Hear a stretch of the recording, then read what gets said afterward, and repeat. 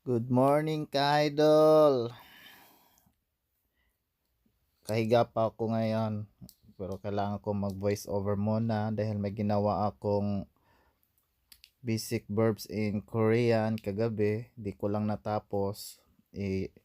Dapat kagabi ko po na to na-post pero ngayon na lang kasi pagod ako kagabi din kagagawa ng content.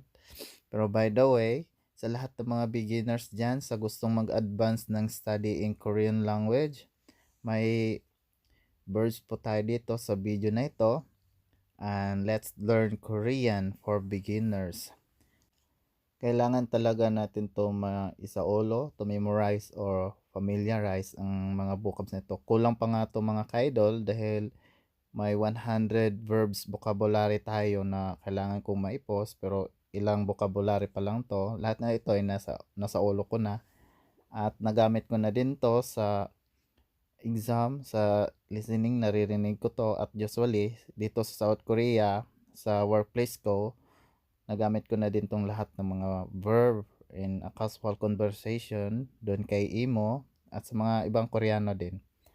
Pero by the way, sundan nyo lang ako kung paano to basahin bawat salita in Korean into English. Pero alam nyo naman yung meaning ng English, so focus lang muna tayo sa Korean, yung paano yung pagbigkas para to familiarize, maano natin, pag naririnig natin, alam natin yung ibig sabihin. So, let's start.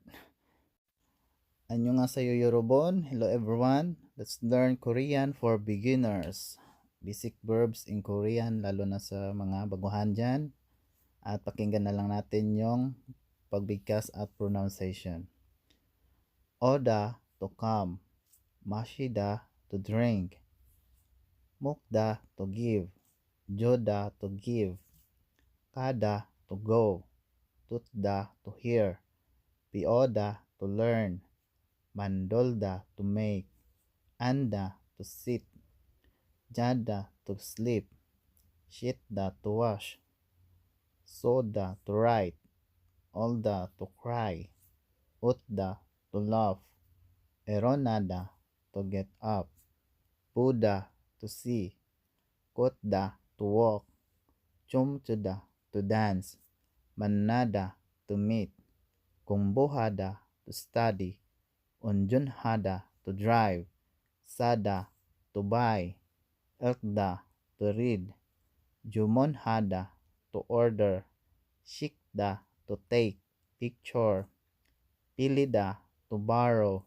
or lend, Chonwahada to telephone, Malhada to talk or speak, Kidarida to wait. At saka reminder pala din mga ka-idol, lalo na sa mga baguhan na gustong matuto ng advanced in Korean language. Lahat ng mga words dito ng Korean verbs or nouns or ibang or any vocabulary, may iba't ibang rules to kung paano siya basahin. Hindi lang kasi siya sa written, iba din siya sa pagbigkas o pag-pronounce. Kaya igihin natin na mag-listening tayo at magbasa para ma-familiarize kung ano yung tamang spell at saka yung pagbigkas ng bawat letra. Kaso hindi naman tayo Koreano. Ang mahalaga lang dito is kailangan natin na matutunan to at ma-familiarize para may chance tayo pumasa sa exam. Pero just a tip lang po din. At saka try to write sa notebook na ito para hindi nyo makalimutan. Huwag nyo lang panay kayo manonood dito sa video ko kasi baka nagsawa na din kayo sa boses ko. Sorry. At saka itatry natin to i-conjugate in a sentence para may konti na tayong kaalaman kung paano natin gagamitin in a sentence from present tense, future tense at saka past tense mga ka-idol. So, abangan nyo lang yung video ko, update na lang tayo.